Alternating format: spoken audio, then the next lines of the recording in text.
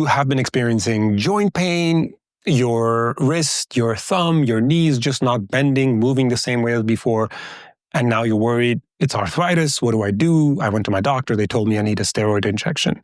So welcome to drashori.com. My name is Dr. Mohammad Ashori. I'm a board-certified family medicine physician.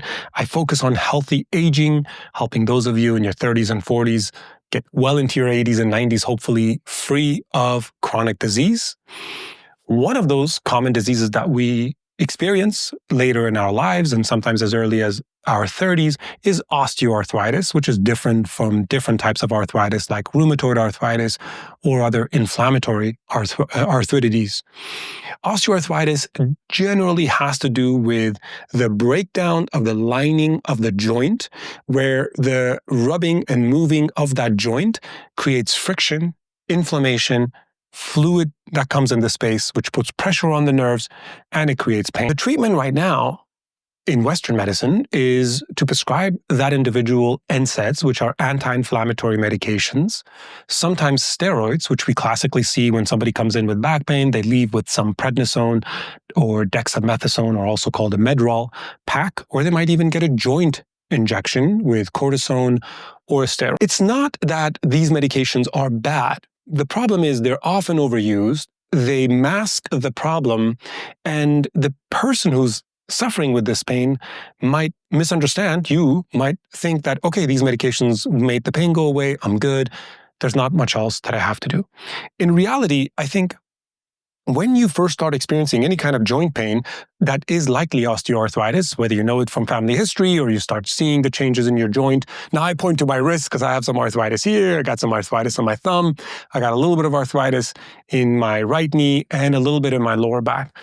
I'm still a rock climber, I run, I bike, I weightlift, I do all the stuff that I want to do. Fortunately, it hasn't limited me, but it does require certain innovation. What can you do? Well, first of all, always looking upstream. That's one of the things that's important to me.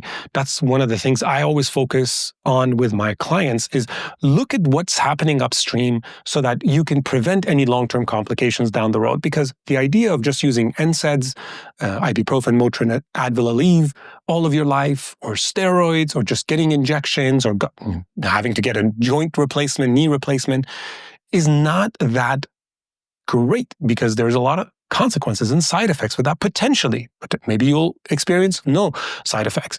Instead, what is it that you can do? So we know that inflammation plays a big part in this. We know that circulation plays a big part in this, and the mobility of the joint. So for example, when you start developing arthritis in your elbow, you may not be able to bend it all the way. You may not be able to extend it as far as you used to. And classically with your wrists, you can see I got some arthritis in this wrist. I can't bend it quite as far as the other side. But I can still do my push-ups, I can still do bench presses, I can do my pull-ups, and I can do my lovely, lovely rock climbing, which I'm a big fan of. So when it comes to inflammation, I want to look at if it's actively inflamed. Of course, I want to take it easy. I want to avoid any damage to the joint. But I want to look at things that could be causing inflammation. Sometimes it's the food that I'm eating that is contributing to the inflammation. Sometimes it is stress. Sometimes it's a lack of activity and movement, not getting enough lubrication early in the day. Just waking up in the morning and doing some good stretches of your hips and knees can then set your body up for helping decrease the inflammation throughout the rest of the day. So that's an important part to consider. With circulation, I'm mostly talking about being active, getting some exercise that gets your heart rate up a little bit, and that can help improve the blood flow to the cartilage surface and to the joint capsule itself, and that can help bring the good cells into the area to help with recovery and damage the cartilage, help the damaged cartilage recover, help the inflammation come down, which also will decrease the pain.